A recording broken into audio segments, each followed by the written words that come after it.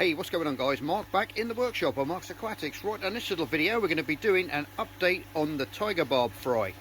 Some of you guys are wanting a nice little update on the Fluval Evo. I've taken a couple of bits out, but most of it's growing nice and healthy there. I've just put some freshly hatched brine shrimps in there because I've got the fry going at the moment. So there's some of them there, and because it's salt water you can just take some of that straight out of there and spray it straight into the tank. Okay, being salt water, it's not going to mess around with any parameters. But other than that, I use my rotter for sieve, which is that there, and then I just scoop some of them out, which is what we're going to do in a minute when we go and feed the tiger barb fry. Now you can see there, this is their tank here, and it's empty. They've all gone. They've been stolen. No, not really. They're in my other shed. I put them in another tank to grow out, and they're doing well. They've got their colours now as well. So let's pop in the shed. We'll take a scoopful of these brine shrimps in, put them in the tank and give them their morning feed. I just thought I'd show you this while I'm here. Just give a good old scoop in there like that. Look at all that, loads of goodies in there. And what I feed these guys on is just packets of bread yeast. I just sprinkle a little bit in the water and that's what they live on. Okay, you can use spirulina as well, but I mix it up, put a bit of spirulina and a little bit of yeast as well, and that soaks into the water. It'll float on the surface first, but it will slowly dissolve into the water where they'll eat it. Right, let's nip next door and have a little feeding frenzy. Right, there you go guys. Look at all those little guys whizzing around in there. I'll try and get you a close-up. In fact, I'll put this food in first, which is above me here. Put it in like that. Give that a little shake around in there. Make sure you always take that saline water out. Okay, look at all those guys. They're going to be going mad for them now. But you can see, look at all those little baby tiger barbs. Absolutely stunning. Look, and they're going to be tucking in now to all those little baby brine shrimps. Now I've got on the top of there, I've got a nice little sponge on the top of that filter. It's going to be,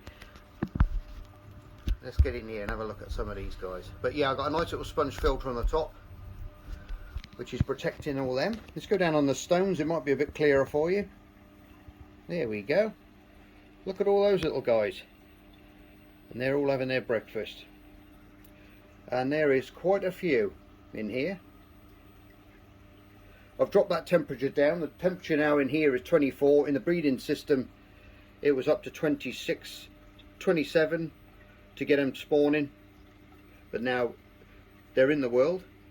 They're not going to be, they don't need that high temperature anymore, so they can go back to more normal temperatures. But there's lots and lots in there. Look at that.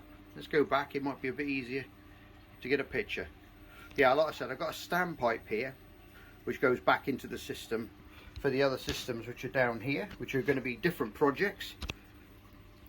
I've got a fish, a pair of fish this side, which we're going to be breeding next. I'm just fattening them up, but you'll soon know what they are later on.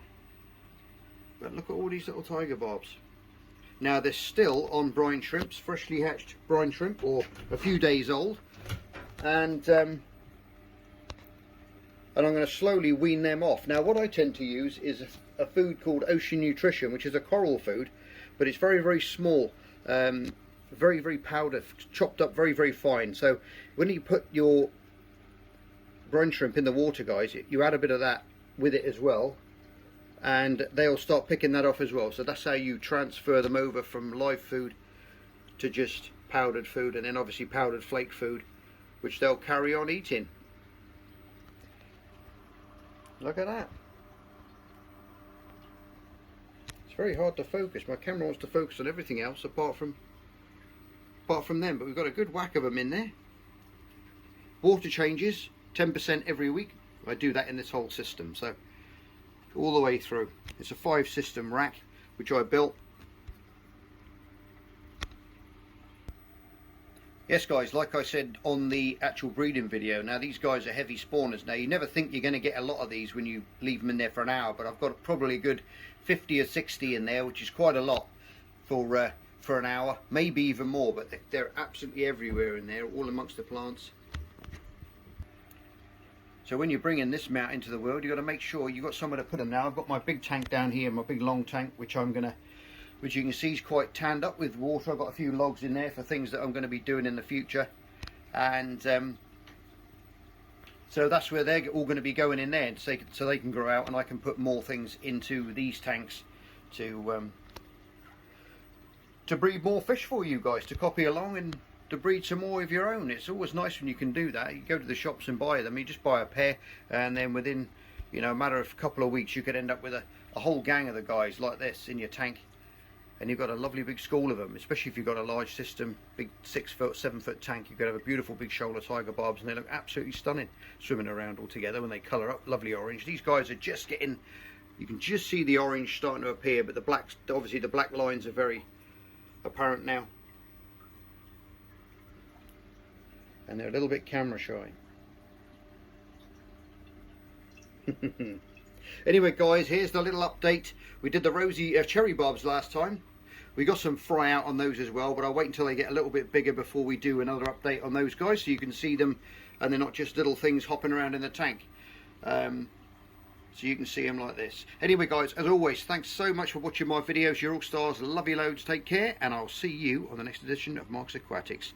From me and the Tiger Babies, bye for now.